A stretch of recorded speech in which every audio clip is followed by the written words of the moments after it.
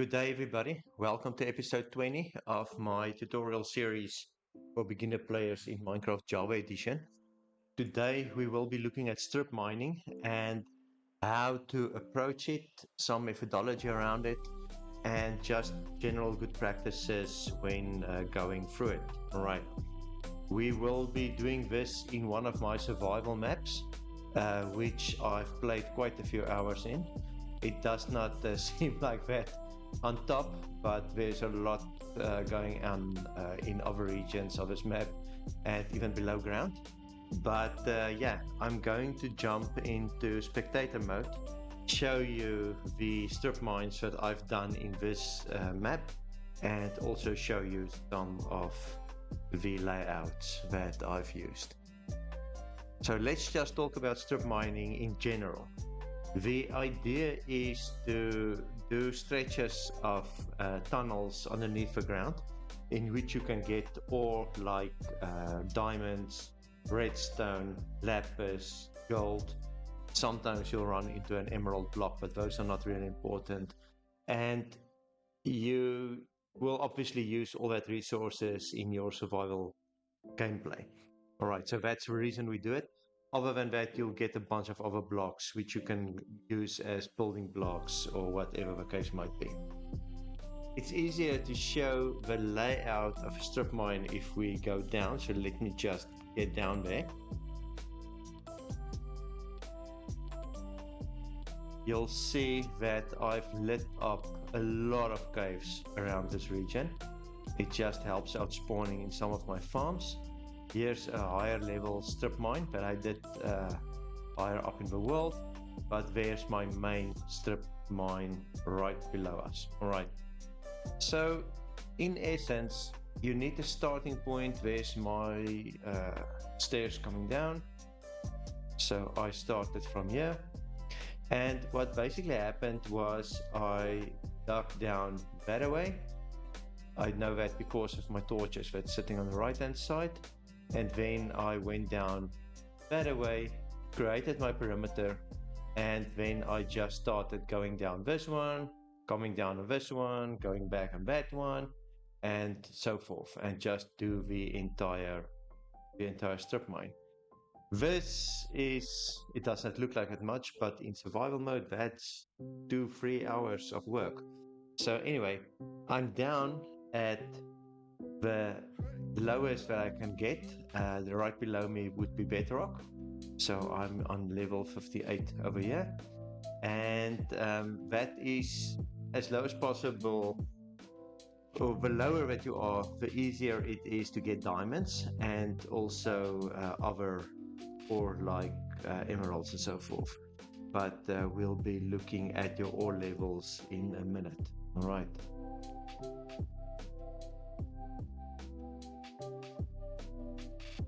Let's first talk about various layouts for strip mines. I normally just strip mine in one row going too high, and I just go for it. Some people say that it's better to do a too wide tunnel.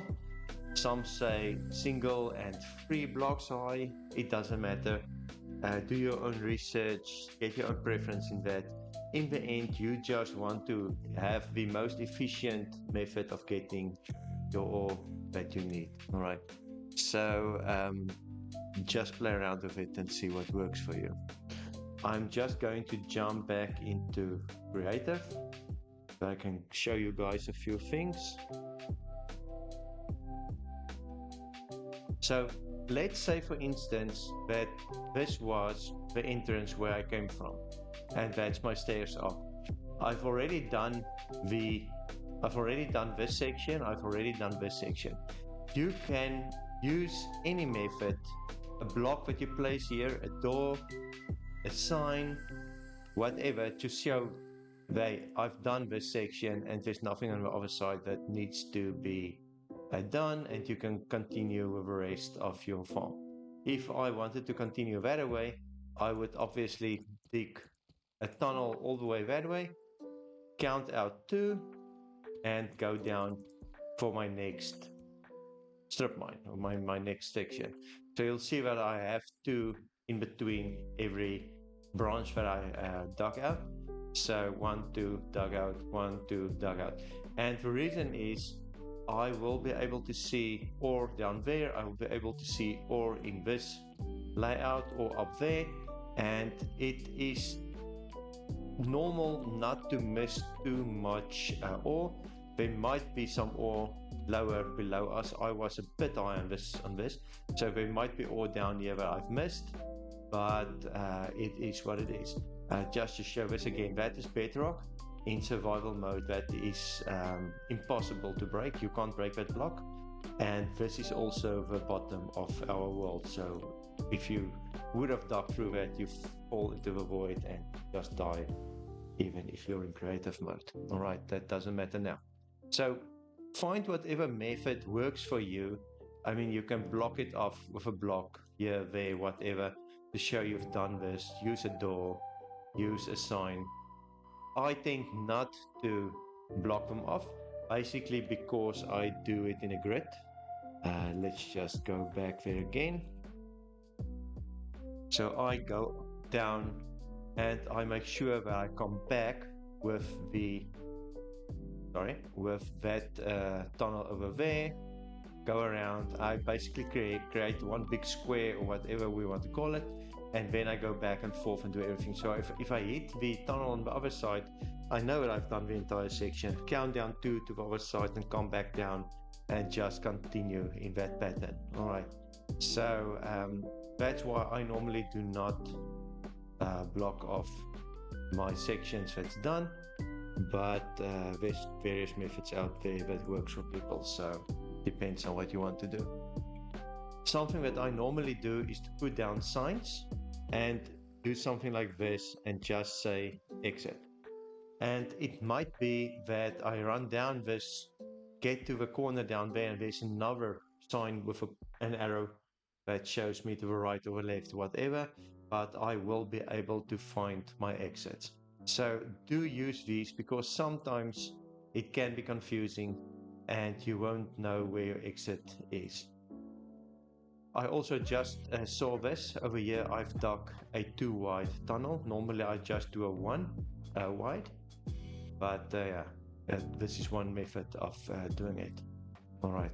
Something else that I want to mention is, if you watch episode 19 that released a few days ago, I showcased caves and how to approach caves. And in that, I also showed the system that I use for torches. So I normally put down my torches on the right hand side. So I know for this, for instance, in this one, I come down that way and I've put down my torches on this side to light everything up. And then I went down here and this was on the right hand side as well.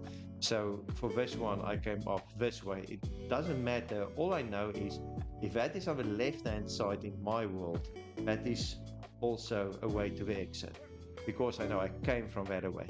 So work out the system that works for you in an environment like this, so that you know which direction you came from. In this one, I know I went down that way because my torches is on the right. Okay, so don't mix up your torches. If you do your torches on whatever side you want, like that, you will quite easily get confused and not know which direction you traveled in. And then you might have some trouble getting out of your own strip mine. All right. Something else, keep blocks close to you as you cave or dig through your strip mine. You will have a full inventory of blocks. Do keep some blocks right next to your torches, because if you dig something open and there's suddenly lava in front of you, you can just block it off and try and work around it, or block off the lava up there and try to tunnel through it. Personally, I hate going through lava. It's annoying. So I try and plan around that, but it's not always possible. In the survival world, if it's my own personal map, I would go into spectator mode, see what's around me, and just plan accordingly. Something else we can talk about is light levels in a strip mine like this. We also touched on light levels in my previous episode. If you have any blocks with a 0 light level, Obviously mobs can spawn over there and you do not want that. So you can either use your F3 screen to check your light levels on a specific block. It is just to the left above the middle of my screen at client light. You can see the block that I'm looking at currently says 7, and it just basically means that it's at a light level of 7 and no mobs can spawn there. Something else I can mention is that you can use a mod like Minihud. If I activate that, I can see my light levels, and I know that at light level 0, like those, I would get mobs spawning. So next time I come through this section, I might be surprised by a few mobs. So just light up and immediately you are above light level 0 and you won't have any problems. Alright, I will be looking at handy mods like Minihud and a few others in a future episode. Okay, so that is strip mining in general. Let's just go back into spectator mode because I want to show you something else. You'll see that I've done this section, which was a one eye. In this section, I've done a double story. Sorry, that's in my way. I've done a double story, so I dug the first one, then I went up 3 or 4 blocks, and then I went across into the next section. And you can just keep on stacking these on top of one another as you wish. The higher you go, the less diamonds you'll get, and perhaps redstone, but you'll at least get some. But yeah, you've got the entire world. Just watch out for lava, and you can strip mine to your heart's content. Normally, people tend to do 1 or 2 strip mines until they have enough redstone and diamonds, and I think I've reached that goal in this map. The last thing that I can tell you with regards to strip mining is that your inventory will get filled quite easily, and it is necessary to run up to your base or whatever chest system you have and empty your inventory regularly. So just work out when you need to empty your inventory and you're good to go. And that was it for this episode regarding strip mines. Please put down any comments or questions that you have and I will get back to you. Thank you very much for watching this episode. We have over 80 episodes in this tutorial series covering various topics, and even intermediate players might be able to learn something from this tutorial series. Please hit the like button and subscribe if you haven't already. Thank you very much for watching this episode and enjoy your day wherever you are. Goodbye.